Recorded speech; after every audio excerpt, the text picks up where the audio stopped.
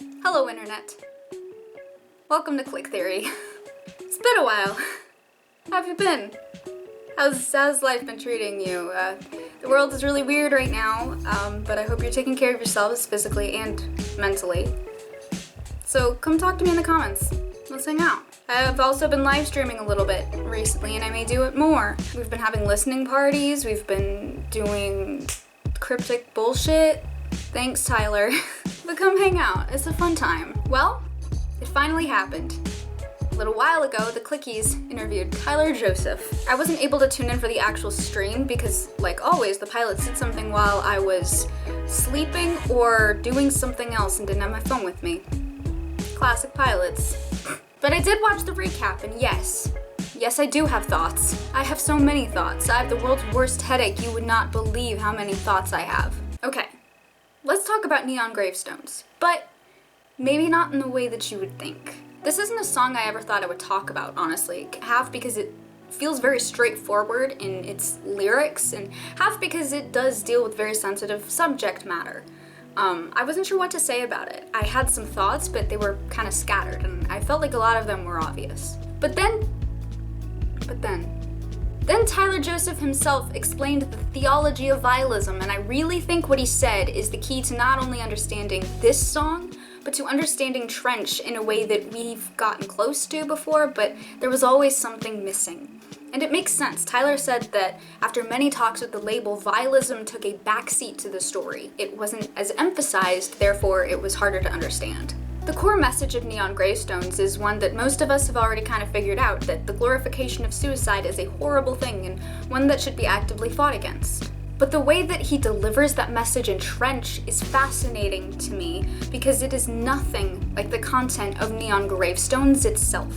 Tyler said that some people at the label saw Neon Gravestones as a landmine in the middle of the album.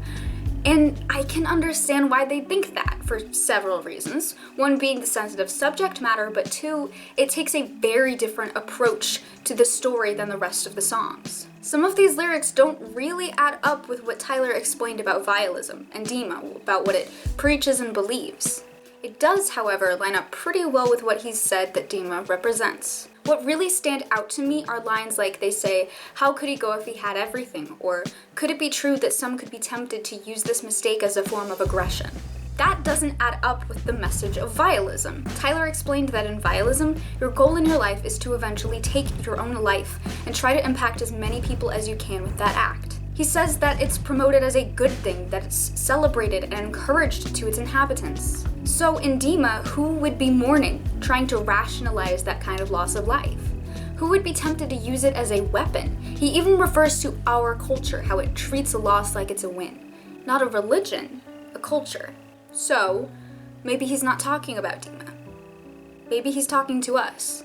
Looking back, Neon Gravestones reads to me like a step away from the fiction, an explanation of it, similar to Tyler's answers about it in the Discord interview. The glorification of suicide, the sometimes excessive celebration of those we've lost to it, and how that has a direct negative impact on us as a society.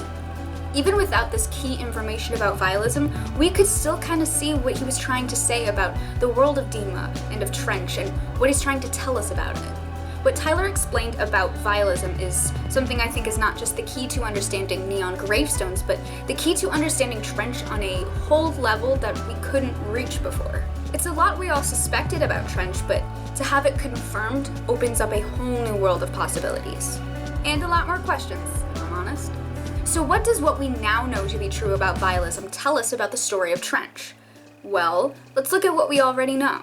We know that Dema is a city and a trap. Tyler describes it as a mental trap you can fall into, one that's run by the personifications of your fears, insecurities, what many believe to be a further expansion of the character of Blurryface in the Bishops. The Bishops smear you to take control, using black paint that mirrors the paint Tyler wore during the Blurryface era on his hands and neck as a direct reference to the character. So they bring you to Dema, into the trap. And what's in the trap? Vialism. Tyler said that Vialism is what the bishops are in charge of, what makes them who they are. Their power comes from the belief that suicide is the end goal, that you want to impact as many people as you can with it, and that it is to be celebrated. They preach this to the people of Dema, they enforce it. The mass grave, the enormous neon cemetery that surrounds Dema, is a testament to that belief. But what does that all mean? What is Tyler trying to say? Well, I have a theory. Shocking, I know. It is my personal belief that there has never been a more perfect allegory for mental illness to date than Trench. I mean that. Every single detail about Dema, the residents, the culture, explains it in such a brilliant and poignant way, and I'm not just trying to kiss up to the band, I genuinely mean this. The first major standout thing to me about that parallel is that Vialism is not just a marker of the culture, but a religion. It's a faith, a shared belief. It's something that's preached to you by who? Well, by the very personification of your demons, fears, and insecurities. Great! Those kinds of thoughts can be loud. They can be deafening. And sometimes you can think a negative, harmful thought so many times for so long that you really start to believe it. Whether that be thoughts of suicide, feelings of hopelessness, worthlessness, fear, anxiety, that becomes overwhelming fast. It can feel, like a trap. And that's why I think this metaphor is so brilliant. If Vialism were just some kind of cultural phenomenon, it would be much easier to brush off.